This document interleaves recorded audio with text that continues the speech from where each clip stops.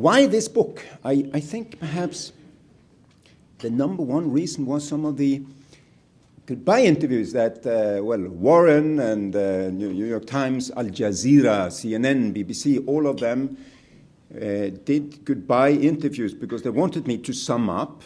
And the question, one of the final questions were always, are you depressed and disillusioned, or are you very depressed and disillusioned? And I said, then I felt, I don't think they have really understood what I have seen. Yes, I have been to nearly all of the war scenes, disaster scenes of our time, but I come out an optimist. I saw many more times that we succeeded than we failed. And that message I hadn't gotten really across in spite of all of the 1,000 press conferences and interviews. I hadn't been able to get across that we're making progress in spite of being stingy and in spite of being late and in spite of being half-hearted. We're making progress. I tried to give some examples of that. It's very clear that in the tsunami, we woke up to a disaster like nothing. It was the second day of Christmas. It was ticking in news every single hour, making it worse.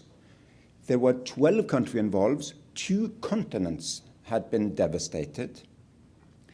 And the prediction was that a lot of people would die on top of the 227,000 people who died in 1 minute being crushed by the tsunami. Now, long story short, nobody died, or close to nobody died because of lack of relief, lack of support, lack of food, water, supplies, etc. 90 countries helped.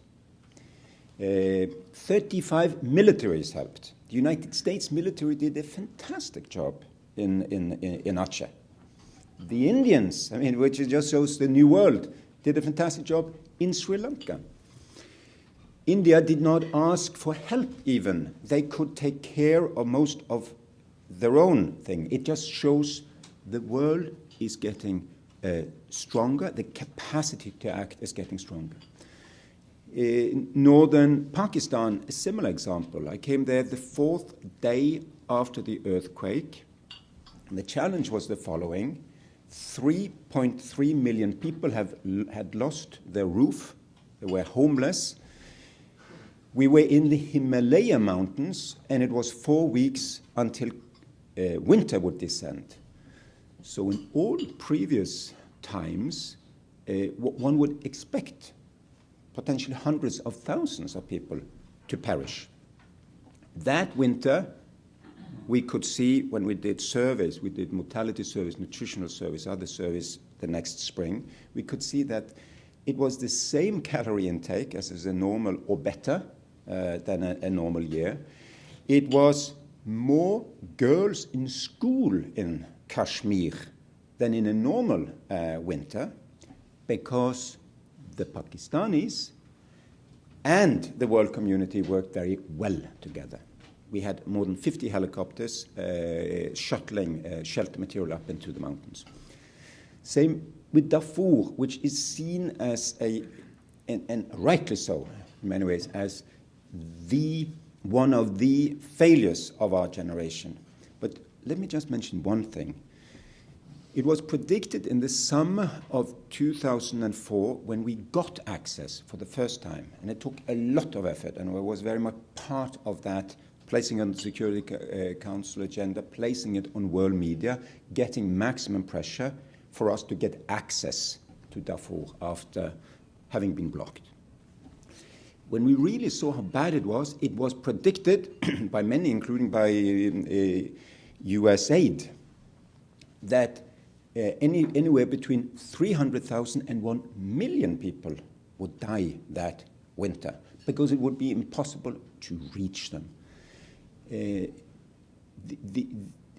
Nearly immediately, it went the other way. Mortality went drastically down.